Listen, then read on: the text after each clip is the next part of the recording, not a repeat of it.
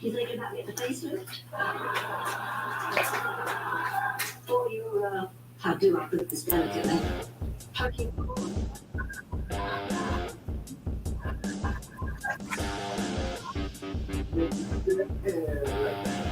It's colic. My children have it.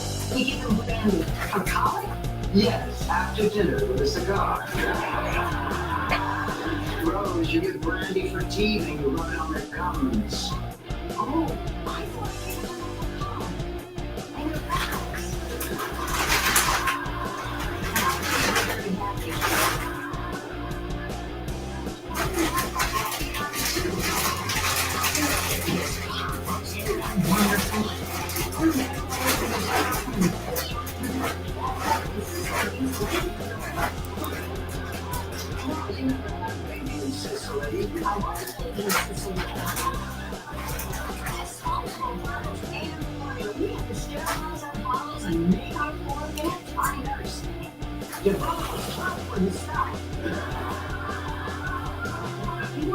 Hello, everybody, and welcome to a recap of AEW Dynamite. We'll be back in 30 seconds.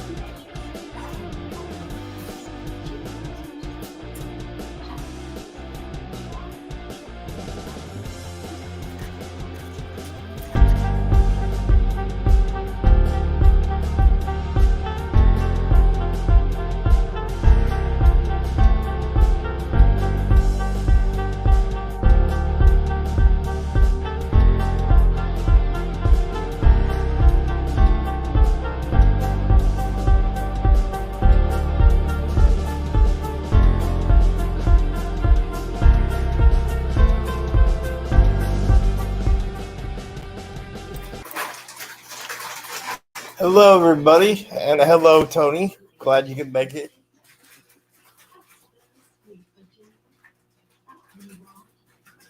I wouldn't miss this. You seem to do pretty well this time without me, so. But it's always better when you're on here, so.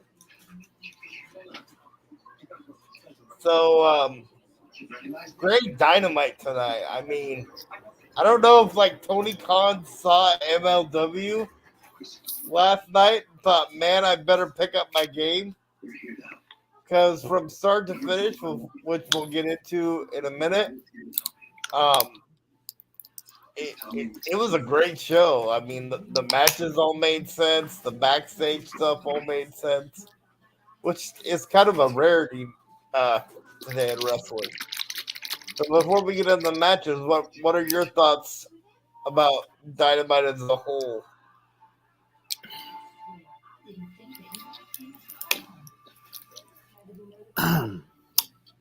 Well, I'm glad you actually let me lead off this show. So.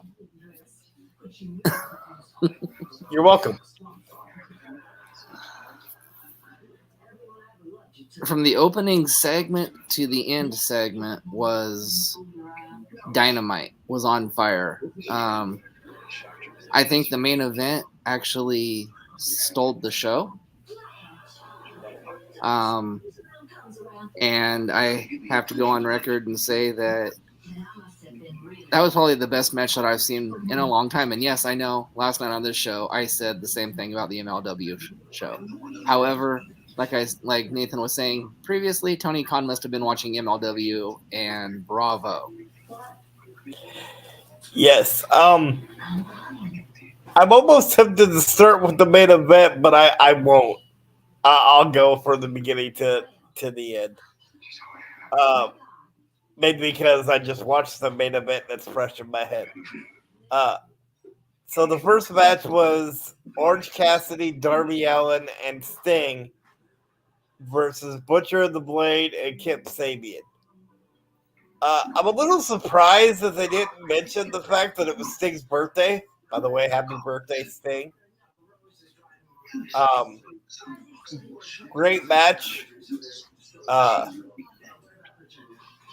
back and forth. I like the spot though where Orange Cassidy and Darby Allin both hit their version of the stunners. And then when Sting kept mocking or imitating um, Orange Cassidy, I thought that was hilarious, especially with the little shin kicks. And then Sting got the win with the Scorpion Death Drop. Then they had for the AEW World Tag Team Championships the Guns. Although personally I miss calling them the Ass Boys, but apparently they've stopped doing that now. Against Top Flight. And it was a good match, and I'm going to say that Top Flight won, but they are not the new AEW Tag Team Champions, because a tag team that Tony and I said should be featured more actually showed up, which is the Kingdom of Mike Bennett and Matt Taven. And they attacked Top Flight, and then the referee threw the match out. So I'm guessing it was a disqualification, even though they never said that. So before I go on, let me back up and allow my co-host here to give his opinions on the first two matches.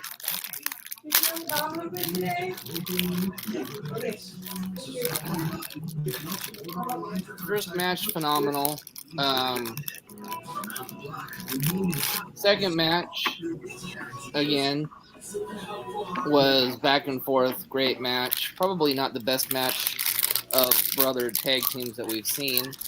I would have much rather have seen the Young Bucks, but oh, that's right. They were attacked and taken to the hospital at the very beginning of the show. Yes, and thank you for bringing that up. For some reason, I skipped over that, went right to the six man. My bad on that one.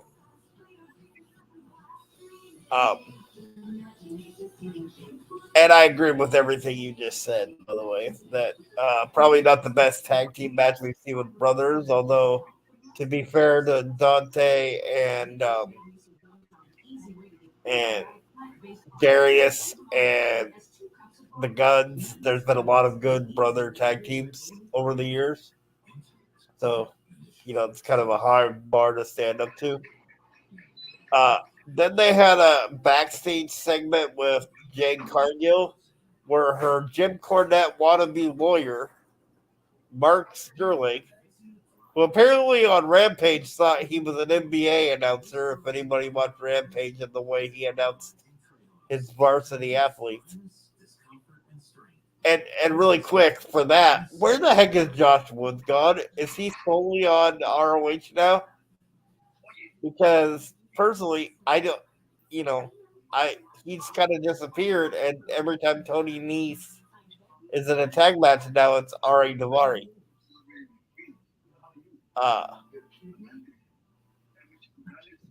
So they had a backstage segment with Jade Cargill where Sterling said that he had basically a cease and desist order where she could no longer do Jaded, mainly because he felt like Jade had the intellectual property of the move since she'd been doing it for the last 2 years, although Tya's been doing it for decades, so I don't know, how much merit that would take, even in a wrestling situation.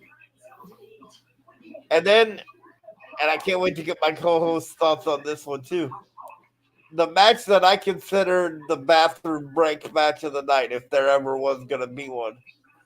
And this is no offense to Hook, but it was Hook and Stokely Hathaway. And it kind of went the way that everybody thought it was going to. The funniest part of the match was at the beginning when Stokely said that the doctor said he couldn't wrestle tonight and that he was going to retire. And then he had a note, but that he was going to retire that night. And so he goes to show the referee the note, and it ends up being a receipt from Wingstop. To which Justin Roberts conveniently tells the live crowd, and the referee rips up the receipt. So the rest of the match was pretty much what we thought. Hook just destroyed Stokely Hathaway, gave him a suplex into the guardrail, and then gave him the red rum, and that was it.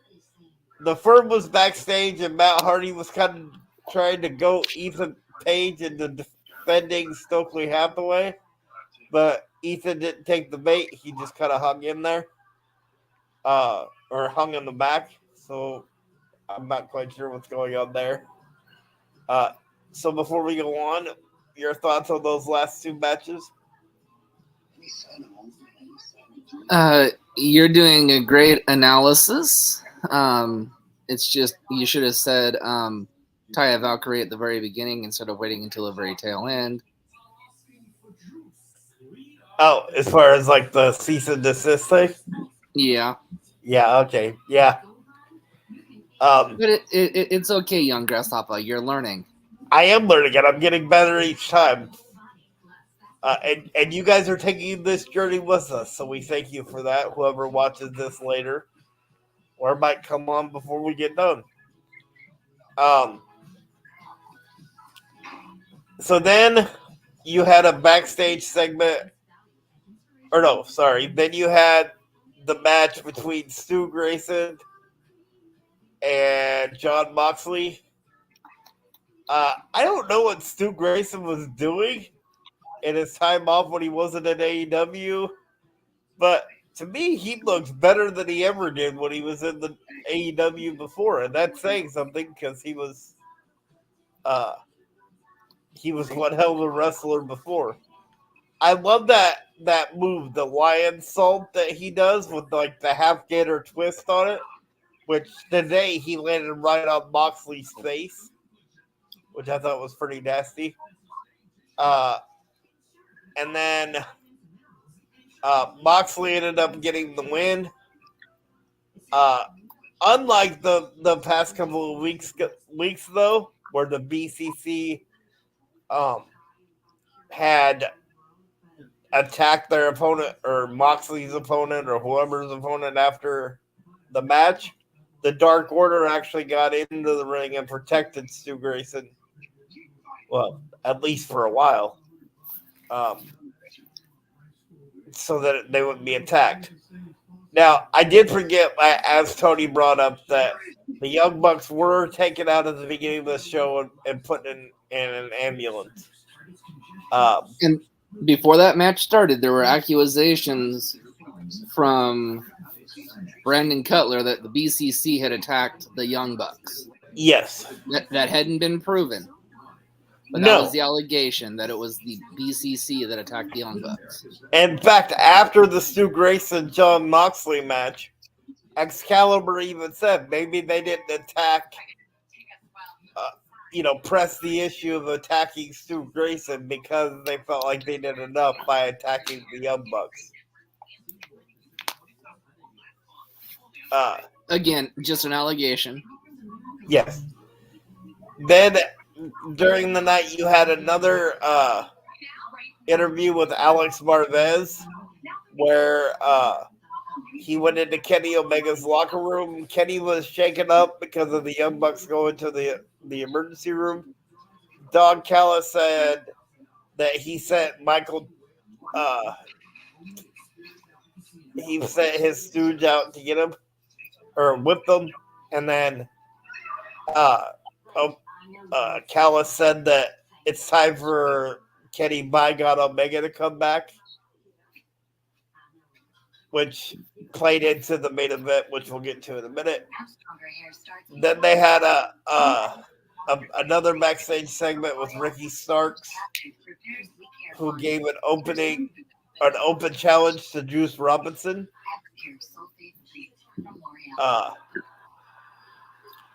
To meet him on Dynamite or on Rampage. Did you notice though they kept messing up on Rampage?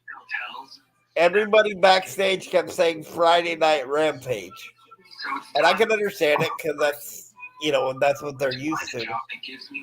But Rampage for the viewers out there is on Saturday this week because of the NCAA March Madness. Right, and let me correct myself. I forgot to mention something at the very beginning segment. As you were seeing one of the ambulance leave, the other ambulance was getting loaded up, and Yes. Hangman Adam Page had accompanied, I believe it was Nick Jackson, to the hospital. Yeah, and Callis said he sent Nakazawa to the hospital also. Right. So. And then they did another one of those QTV segments, which is a complete ripoff of TMZ, and I think it's kind of funny. Bragging about how Hobbs beat up Ray Phoenix last Friday on Rampage, and how Aaron Solo had stolen Wardlow's identity and closed all the accounts. And then Hobbs called on the phone, issued an open challenge for Rampage, which was quickly answered and announced by Excalibur to be Penta and Cero Miedo. So that match will be taking place. Thank you. Will be taking place on Rampage on Saturday. And then we had Sky Blue versus Tony Storm of the Outcasts. Better match than I thought it was going to be. I thought that the Outcasts were going to dominate, but Sky Blue kind of held her own. Tony Storm eventually got the win with the Storm Zero pile driver. I have to clarify the pile driver because she's called a bunch of different moves the Storm Zero. And then they went to spray paint Sky Blue like they've been known to do. And Riho and Willow Nightingale came out to make the save. Riho, though, I don't know if you noticed it, but I did. She almost knocked out Willow Nightingale with that pipe when they were running down the ramp. Because she started swinging it above her head, and Willow had to kind of duck sideways out of the way before she got knocked out before she got in the ring. And so then they kind of walked away. So I see maybe a 6-man tag in their future, or 6-woman tag in the future. One thing I had forgotten about earlier in the night, and Tony's going to say, how could you forget that? There was a segment with Adam Cole, Baby, and he talked about his return next week and said that I know everybody's wondering who my opponent's going to be. Then Daniel Garcia of the JAS came out, said that in the last 9 months he's beaten pretty much everybody. Kind of went through a list, and Brody King, Bryan Danielson, and said that he's been he's the lifeblood of AEW. So then the match was made. Very passionate promo though by Adam Cole again, which seems to be what his character's focused on in this comeback. So now the match is made for next week. It's Adam Cole versus Daniel Garcia. So before we get into the main event, your thoughts on the last 3 things that I discussed?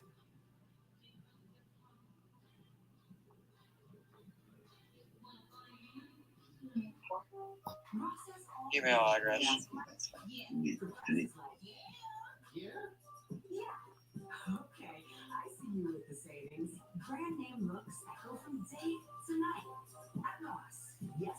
Sorry, I was taking another phone call from my other executive producing gig.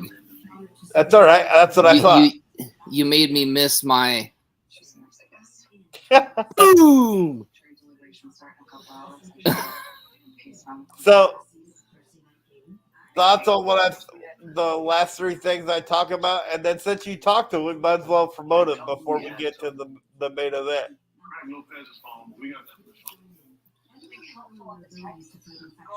Okay, so the Sky Blue match was actually boring to me, actually. I mean, Sky Blue should have actually won that match. Yeah. If it wasn't for the other two yahoos out there interfering. And the Adam Cole promo. Adam Cole promo, I wish it was anybody but what's his face being against him. Yeah. I don't think Danny deserves to be his first opponent. Right. I agree with you, but on paper, it should be an amazing match. I mean, so let's go ahead and promote on April 5th. We'll be recording an interview with Special Olympics own DJ Shade. And also on May 19th, for one night only, he will be bringing back SOA Radio. So stay tuned for that. And now it's time for the main event. Oh. No, it is. I thought I was there. I thought I was Mark Henry for a minute. Sorry. And I'm going to steal a line from Excalibur. If you don't know who Vikingo is by now, and it's really frustrating to me that I couldn't figure out how to say his name until they said it on AEW, considering it's really easy once you look at the letters. But if you don't know the name El Hijo Vikingo before, you do now. That man did some of the most innovative moves that I have ever seen. Specifically, that half gainer into the Hurricane Rana. That was completely insane. He also did a running springboard 630 through a table. And a running shooting star press off the apron for a man his size is incredibly impressive. And you want to talk, we say the word back and forth matches a lot in this one. Just like the Jacob Fatu Hammerstone match yesterday. That match reminded me of like a 9-round boxing match, right? Where like you kind of hope both guys don't get up at some point because you don't want them to get, to take any more punishment. Like the other one I thought was interesting was when Kenny went for the first attempt of the one-winged angel, and Vikingo kind of stood up onto his shoulders and jumped up and hit a poison Rana. And then the end of the match was Kenny Omega hit a V trigger as Vikingo was getting into the ring, and then hit the one-wing angel to get the pin.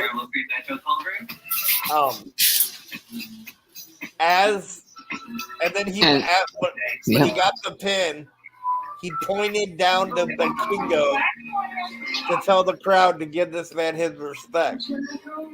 And honestly, I would not be surprised if Tony Khan didn't offer him a contract after he got backstage. Well, they actually held hands at the end, too. You forgot that. Yeah. Well, and then, after the dude left, the attack of the century happened. And I'll give you that one, so go with it. Yes, ladies and gentlemen, it was alleged that BCC attacked the Young Bucks. However, it wasn't alleged after the main event. They beat the hell out of the BCC and left Kenny Omega there and beat him like a scalded dog Oh, but to probably set up one of the best trio matches that we're going to get to see in AEW. The BCC versus the Elite. but yes, there was more. Because as the beatdown was happening, you heard the ambulance in the background. And as you had said before, Hangman had went with the Young Bucks to the hospital. I believe it was Nick that he went to the hospital with.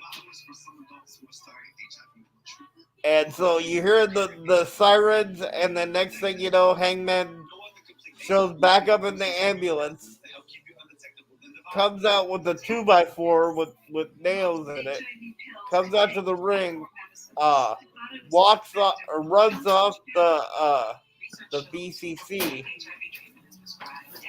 and the crowd's going nuts, right? Because they're seeing the same thing that Tony and I are seeing.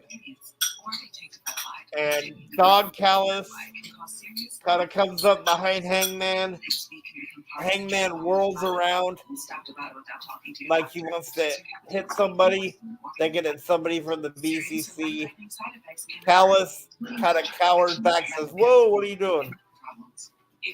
But then as Hangman goes to go after one of the BCC on the outside, Callis grabs his arm, and as Hangman rips it away, Callis flops to the, and yes, I said the word flops to the mat, and acts like Hangman hit him with the 2x4.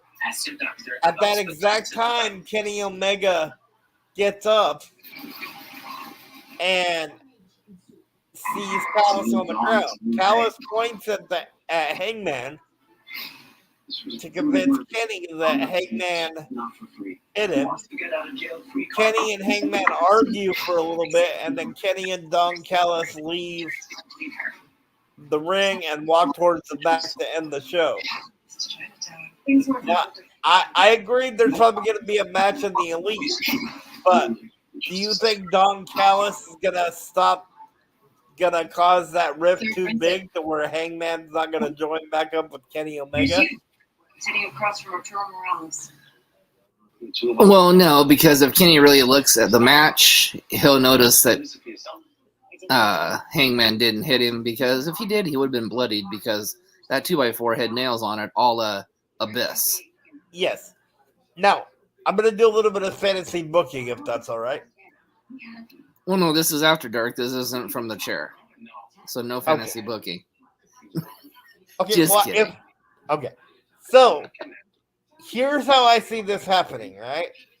So, Kenny, like you said, Kenny sees the tape. And he notices that Don Callis basically, put everything on. It causes a rift between Don Callis and Kenny Omega. But what people are forgetting is that Don Callis has another new client in Takeshita.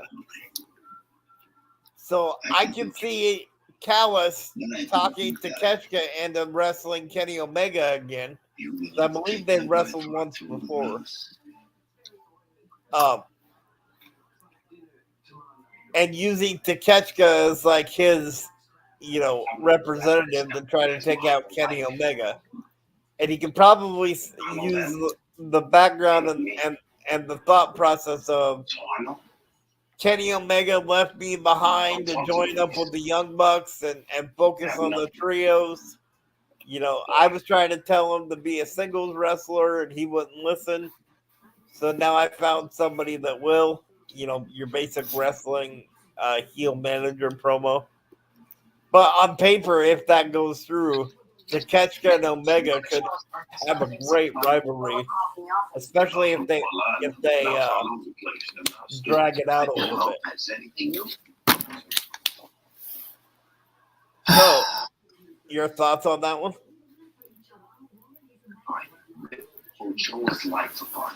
I don't know. You were so long-winded, I fell asleep. Sorry. It's all right. I get that way.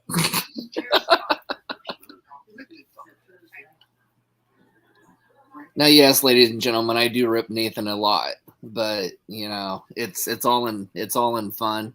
Oh, I know.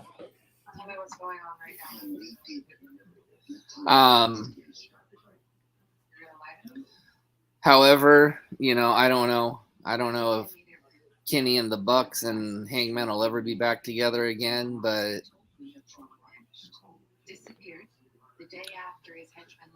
yeah, but overall, the overall grade for Dynamite would be It's probably the highest grade I've given on our show, an A+.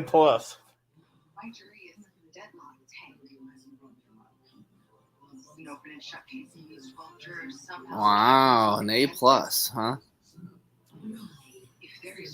Yeah, because I can't penalize them for the Hook Stokely match because every show has a bathroom break match. Yeah. Did you talk about the? I'm sorry, I was playing on the phone with Shane at the time. Did you talk about the FTR thing? Oh no, thank you. So, and I apologize for forgetting that. After the Guns and Top Flight, FTR came out and said that they had an idea of what they could give them to get a shot at the Guns for the AEW Tag Team Championship. They said that if they won, or if they didn't win it, they would never challenge for the titles again, which Austin Gunn yelled out, no match. Then they said that if they lost, then they would never team together again in AEW. Again, Austin got even more angrier and said no match. And then they said, fine, if we don't, then Dax took the mic from Cash and said, fine, if we don't win, then we'll leave AEW altogether. And at that point, the Guns accepted and spit right in FTR's face. And I mean legitimate, like loogie. You could see the thing fly out of their mouth like spit. Now, I kind of know how this match is going to go, and I think Tony probably does too. With the fact that FTR's contract are up sometime in April, this could be their match to leave AEW, in my opinion.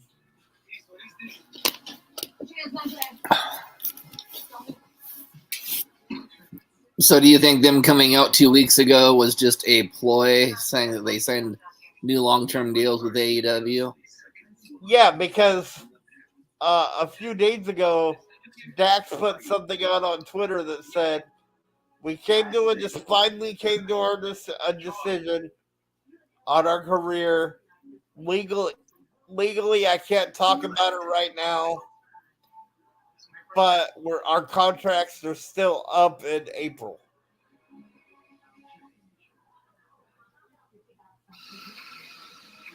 With Circle, you can add some magic to the way you drink water. So, and if that's the case, then Tony Khan's probably just let one of his better tag teams walk out the door and walk right back to WWE. yes, but I was thinking about this as I was getting on the computer. Isn't it ironic how one tag team at FTR leaves or potentially leaves, and you bring up, if you would call it bringing up, or you give more emphasis, maybe is a better word, to the Kingdom. And I'm not saying the Kingdom are at the same level as FTR, because I think FTR, along with like teams like the Young Bucks and stuff, and the Briscoes with Jay Burrow, are on a level in and of themselves, right? But maybe Tony Khan thinks that he can just interchange FTR with the Kingdom. my gardening, naturally. When you love the But, environment, but I think you're right. I think as soon as they leave, because I don't think that AEW has 90-day non-compete clauses. They don't. We've got some catching up to do. So built to help you protect the environment. again, we see this a lot on the show. They said their contracts end in April, right? You're supposed to leave it up there forever. So wouldn't it be awesome that their contracts ended on April 1st, I wish I made. I wish I right? must. And they don't show up at WrestleMania because My rewards where would they go? But they show up on the SmackDown after WrestleMania. It's also a threatened species. That's why we put aside our differences to expand protections for its habitat. Learn all about the new laws designed to help. Well, they're probably not gonna go for the titles until the next pay-per-view in April. Oh, that's a good point. Well, they can't because the next pay-per-view is not until May.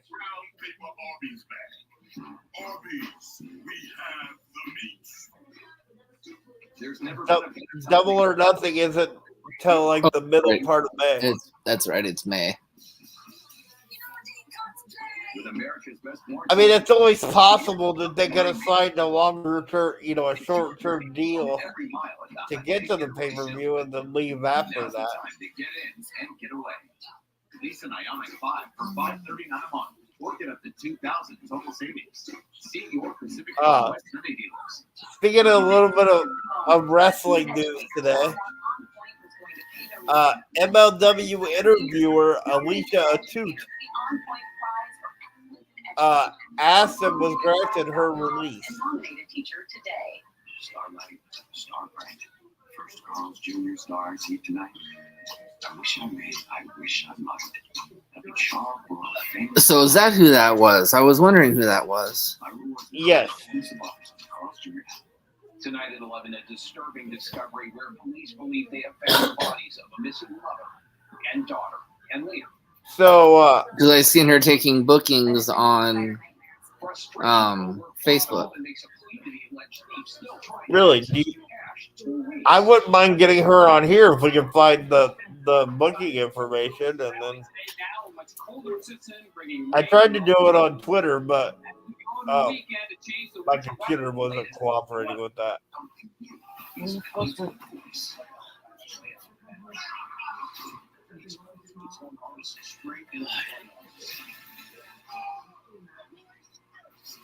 Let me see if I can find it.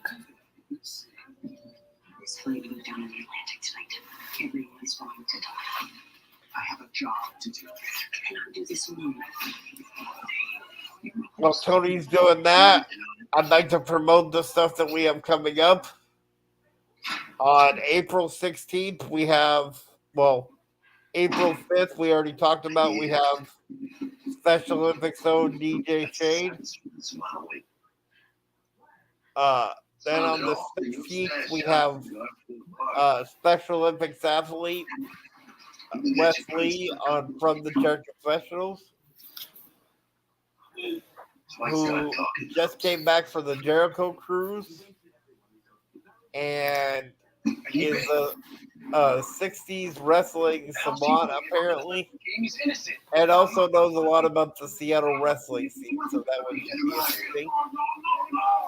On the 23rd, we have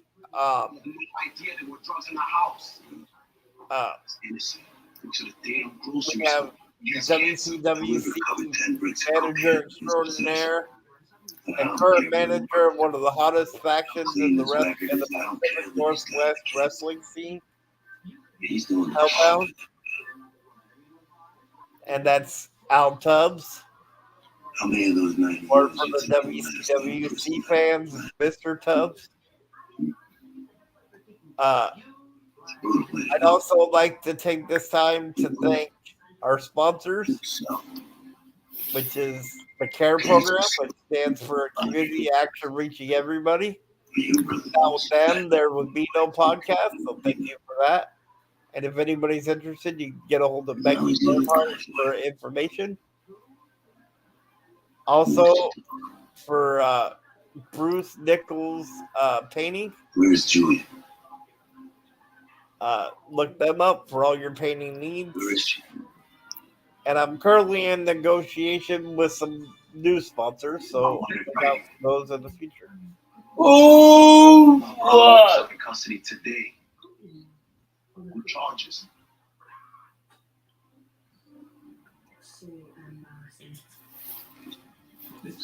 I'm still here. I'm still looking for you, Nate. Okay.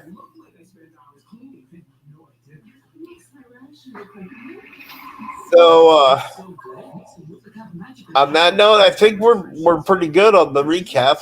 I mean, you and I can stay on here off air and look that up. But was there anything else you wanted to add? No, Well, just that Nathan's gonna look good in a dress in Seattle. I don't know. I still have a chance. Not a good one, but I still have a chance. On that note, this ends. I do want to say one more thing about the dress thing. If I'm gonna do this, I might as well go all in. So any guys that are up in Seattle, understand this: that are at the Mariners game. If you want to pick me up, I don't go cheap. I ain't talking about no McDonald's or nothing on for dinner. So keep that in mind. Yeah, Chick-fil-A will do. On that note, you guys have a great night, and we'll see you tomorrow night, or I'll see you tomorrow night. I'm not sure if Tony will be joining us, but for a recap of Impact Wrestling. And on our Facebook page, let me know if you guys are liking these recap videos every day. So thank you very much, and have a good evening. Oh.